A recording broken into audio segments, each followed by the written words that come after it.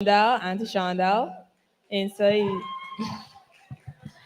and and then we learned how to shine our light, shine our light, and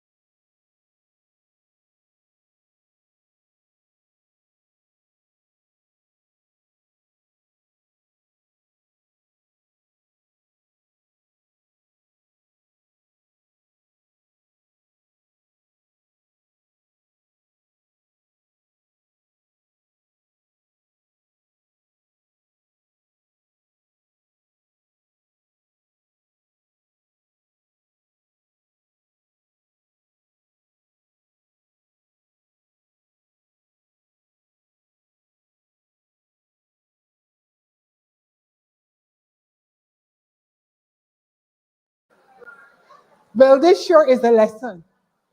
You don't even know what you're seeing here. First of all, thank you to Auntie Anne. You all don't know, let me tell you a little secret. Both of my eyes see differently until I get the surgery on the other eye. So when I'm doing intricate stuff, I have to close one eye. She didn't know that, but she volunteered to do my shirt for me. That's God having your back. So she said, we're going to do a volcano, and we're going to make it explosive and beautiful, and we're going to have some greenery to show that despite the activity volcano, we still have life. Cool. And then I said to her, and I want a light bulb at the back because it must show that my light is shining, and I want the light to radiate all down the shirt. Uncle Otis said, well, the sun is a brighter light, so the sun. So we agreed. Auntie Esther, Auntie Anne, she did the volcano. It was so beautiful. It was nothing like what you are seeing. And then you finish off with some alcohol to fix the color. So when she did that, instead of using the bottle with the dropper, the nozzle, she used a spray. And it's obvious it had too much alcohol. And it looks nothing like what it was when it was finished. It was so beautiful. And she keep apologizing. I am so sorry for spoiling your shirt. And I say, do not bother about it. Do not bother about it. So when we get to the back now, it took a long time to dry because it was so wet. So we get to the back now, Uncle Otis, he came and he drew the sun, a lovely sun radiating.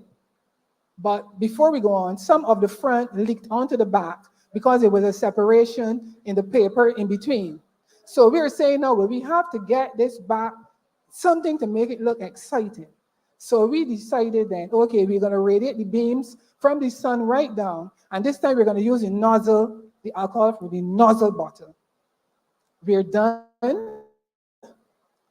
We put the shirt to dry, and I'm looking at the shirt. And they say, Uncle Otis, that doesn't look like a sun to me, you know. He said, but it is the sun. When it dry properly, you're going to see it's the sun. And I'm looking, it's dry, and I'm looking. I say, that ain't looking like the sun. So I called Auntie Karen, and I said, what does this look like to you? She said, a dove. I called another person, what does it look like to you? She said, a bird. I took home my shirt on Thursday. I hung it up in the washroom. And I passed around 8 p.m. and I looked at this shirt. And I looked at the front and I looked at the back. And then I turned it to the front again. And the Holy Spirit started to speak. This, looking so messy and running over, see it running to the bottom? This is how the world is right now. Full of mess, full of muck, running over, contaminating everything. And even the greenery that's supposed to represent life is contaminated. This is how the world is now. But when you invite me, and I come with the representation of my Holy Spirit, I bring order, I bring beauty. And the bottom, you see that green at the bottom? That represents new life. So my shirt has a story. And I want you to know that this shirt is not just for me. This shirt is for you. Because when you invite me, I bring order, I bring beauty, I bring life.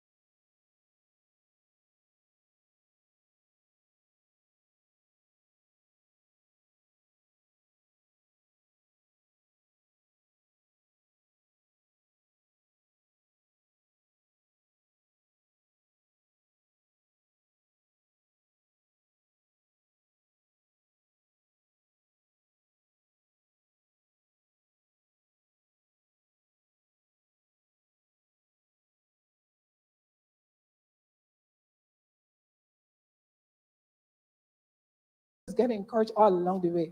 My biggest encouragement came just Thursday, the penultimate day of the camp, when a little one, because we taught a holistic camp. We didn't only deal on the spiritual side, we did everything.